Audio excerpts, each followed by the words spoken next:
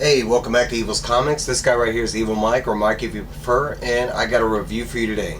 We're going to be talking about DC Comics Black Label Batman Gargoyle of Gotham issue number 1. It is written and art done by Rafael, Grampa, colors by Matheus, Lopez, and then letters by John Workman. Before we get started on this review, please like, comment, subscribe on this guy's channel. It does help. Hit that bell. You never know when I'm going to be dropping videos. It's going to keep you in touch. It's all free. Doesn't cost you anything. Alright, so let's get into it. This dropped September 13th. I know I'm a little late, but nonetheless, it's a book I highly suggest you check out. But let's get into it. We have amazing art going through this book. It basically starts out, I want to say it's like a younger Bruce, maybe year 2. He's been Batman for a little bit. This book does kind of state that the city is kind of a character just like anybody else. You know, and it kind of demonstrates a lot of what's going on in Gotham. We got, you know, Batman's basically kind of showing us and telling us at the same time all the different, you know, kind of evils that are there, from minuscule all the way to, you know, some really bad stuff. But at the very end of this, we get to this scene right here, and it's like a thug, and he's going to these homeless guys over here, and he's like, alright, it's time to go to work. And that's kind of where we get to our the main story after like the build-up and everything.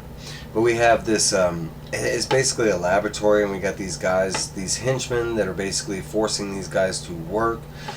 We have our first appearance of a villain, and he's right here, but we'll get to him in a little bit. All we see is his shadow, and he's watching a movie. You can see he's up here in this room. Eventually they force these homeless guys to go down and get some pneumonia from down in the basement, and that's where we run into Batman for the first time. Right after they go down there and see the Batman, we get this loud scream. And I was assuming that it was the homeless guys that were sent down there by the henchmen, but lo and behold, it was not. It was like a gimmick that Batman uses, like some kind of speaker that he set off, and it was part of the trap. And same thing, Fear is, you know, this Batman's main, you know, get up or whatever, and he quickly kind of takes out the henchmen with violent, you know, recourse kind of thing. As you can see here, he's poking people's eyes out, and, you know, not poking them out, but he's poking them, you know, enough to where it's blood that comes out. But he's breaking people's arms and kind of stuff. But, you know, going forward, this is a bloody version. It's a Black Label Batman. Eventually, one of these thugs runs up, and he runs over to the guy that's in charge, and we finally get to see what our villain looks like. It is this guy, and his name is Krytoon. We'll get there. It kind of gets discovered later on, kind of thing, in the investigation. So we have Batman, and he's chasing that guy. He's starting to realize that, you know, the laboratory that they're in isn't necessarily a drug laboratory. As we're going forward, like, he goes up there and notices that the guy that ran up there to tell Krytoon that somebody was invading the laboratory, now the guy's dead. So Batman kind of notices that this guy is, I mean, he's right here, he's dead. And if you'll notice, this is his weapon of choice, is a hammer. It plays into his old gimmick, and we're about to find out, because as Batman comes into this room where this guy was watching the theater, we actually get to see who he's based off. And this is Krytoon. It's a cartoon that's from an older bygone era, and that's why this guy looks like this. If you'll notice, it's the same gimmick. His hair, the suit, you know, him crying. Eventually, and we kind of see what he was doing before. He was basically like drawing out these, you know, images right here that he has in his head. As Batman goes in there to pick them up, you know, basically, the guy's like, no, don't touch my thoughts, you know, or they'll hurt you, kind of thing. And we have our first showdown with Krytoon and Batman, and it does not go well. Batman gets his ass whooped. He kind of gets caught by surprise, but it's the room that they're in. There's so much chemicals and stuff. Batman actually starts, like, kind of getting to the point where he's going to faint, kind of thing. Eventually, like I mentioned, he gets beat a couple times with the hammer. Once a good time in the noggin, then he gets punched in the face. Eventually they fall down, Krytoon escapes, and as he's escaping, Batman kind of hears something. There's something I haven't mentioned. This Batman has a lot of tech that's going forward. Like as this has been going forward, he's increased like the hearing and stuff like that. That's what these blue bubbles are. Is Batman actually like commanding his suit to do stuff? And at this moment, he does increase the volume. He hears a whole bunch of ticks, and all of a sudden, boom! The place goes up. The last thing that Batman thinks about before it goes up is him trying to save the people. Of course, he wasn't able to do that because the explosion went off, and the last thing we really hear Batman say is, he's crying for Alfred. The story moves forward, and we get another a great part of the story. But we get Commissioner Gordon, and they're laying down the tracks that there is a serial killer on the loose. The book makes it seem like it's this guy Krytoon or whatever, but as the book goes forward, we kind of quickly learn that it's not.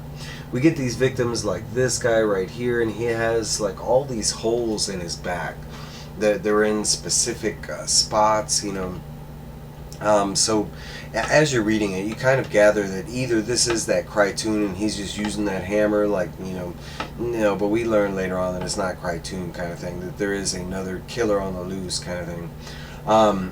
Right here we get this kind of social media report kind of thing from this girl that we only know as Nina at the moment, but basically it's a broadcast that everybody's listening to, and it's talking about how everybody's focused on these 4 wealthy people that have been killed by a serial killer, but nobody's talking about all these other poor people that have been, victimized, killed, kind of thing, and how Gotham is, more focused on the rich people, and the rich people are more focused on making the poor people obsolete, kind of, faceless kind of thing. And that's what the whole report is about. Eventually this girl, she's about to get fired because of this thing she did, but she eventually quits before she, but they're laying down some groundwork with this, the poor people thing. Book jumps forward, and we go back with Batman after he was, injured and saved by Alfred, and he's over here doing his investigation on Krytoon and the old cartoon. We get a little more story, basically, in this version of Batman. His parents die the same way, but instead of Bruce Wayne making the promise to his parents to avenge him and never allow anybody to be, hurt in this fashion, we learned that it was Batman that made this promise to his parents. So at this point, he sees Bruce Wayne as a, hindrance, and he is planning on killing himself so that he can be Batman non-stop. He is explaining this to Alfred, and Alfred kind of mentions something important, that as long as he lives, he will not let Batman kill Bruce Wayne off. But Bruce Wayne states that he already has everything set in motion. He shows some news articles of Bruce Wayne crashing into a car accident. Bruce Wayne states, or I should say Batman states, that as soon as he finishes this investigation, he will leak those articles and kill off Bruce Wayne, so he can be Batman. We get the introduction of this Batman's Batmobile, and it is called the Blind Machine because it has no windows. It is specifically using like 360, virtual reality, imagery type stuff for him to go into. It's nicknamed the Coffin kind of thing to give you an idea of it has no windows kind of thing. So we jump forward, and we're basically with James Gordon, and Batman shows up, and he's laying out the serial killer murder bulletin board, and they're going over all the evidence. And at this point, we're kind of leading to this not Krytoon that is the serial killer. Whoever the serial killer is, he's leaving a message, and he's specifically going after these pressure points. All these individual wounds are made by something that's piercing the body, and literally piercing the body this way and going all the way through, strong enough to go through bone and organ and stuff like that, with extreme precision kind of thing. But Batman states that the killer is leaving clues or whatever. They kind of find out that it's this guy named and they do give a real name, but it basically his villain name is Dr. Geist. We find out a little further on. But Dr. Geist supposedly at this time is dead, and supposedly died in the same way. So it looks like somebody that he was talking to, eventually maybe he taught him, and that guy killed him, kind of thing. But this guy is supposed to be an old Nazi, like, scientist or whatever. And he got caught for his, some criminal stuff. He was put in jail for 30 years, and that's where he ended up dying. And that's kind of where our investigation leads off to. So Commissioner Gordon's going to go track down anything he can by the Dr. Geist thing, and Batman's continuing on with his investigation with Krytoon. We catch up with a scene with Krytoon, and he is with the producer that happens to own all the rights to the cartoon Krytoon, all the merchandise, all the stuff. He bought it off the original creator for some weird reason. There's some weird, like, stare-off meeting where this guy doesn't understand what Krytoon wants, and eventually Krytoon draws him a picture, and he basically wants to see the inside of this guy's head, kind of thing. That's where they leave us off. We got Batman. He's trying to find Krytoon at the moment, and we kind of he's following the cartoon aspect of the investigation, eventually finding out who owns it, this and that. Not getting all the information, because he eventually leads to it's the wife of the creator. The creator is now dead, and this is the wife. She has sold off the rights to that producer, but Batman doesn't know that. Alfred states that this will be a great moment to send in Bruce Wayne. Bruce Wayne's like, no, we're going to send in you, Alfred, and you're going to use your acting ability to get all this information out of her.